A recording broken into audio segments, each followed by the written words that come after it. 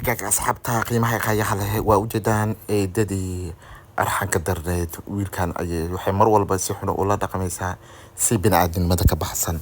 waa ujeedaan eedadii si cunugan u garaacayso oo ay u cabiidsanayso iyadoo ay iska mar walbana ay odagana u muujinayso inay tahay qof maama wanaagsan oo cunuga u ron. cunuga sidaas bay mar walba u caqaabaysaa oo mar walba ay maaragtay cunaha ay ugu dhigtaa ugu hanjabtaa oo ay dishaa. eeda arxan lahay waa iska sidaan eeda markay aad la nooshahay sidaan ayay dadka ula dhaqantaa. waa eedooyinka arxanka daran inkastoo ay eedooyinka isku mid ahayn ay jiraan eedooyin aad iyo aad u wanaagsan ay jiraan, laakiinse waa dhif iyo qaliil eedooyinka wanaagsan.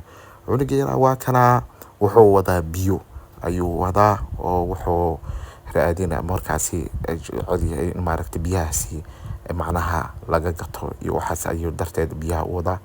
laakiinse eedadii waa tana arxanka darneed iyadoo maaragtay kama qasno oo mar walba waxay jeceshahay ninka cunugaadi inay iska cabiidsato.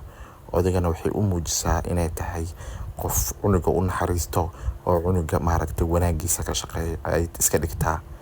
eeda waa arxan laag.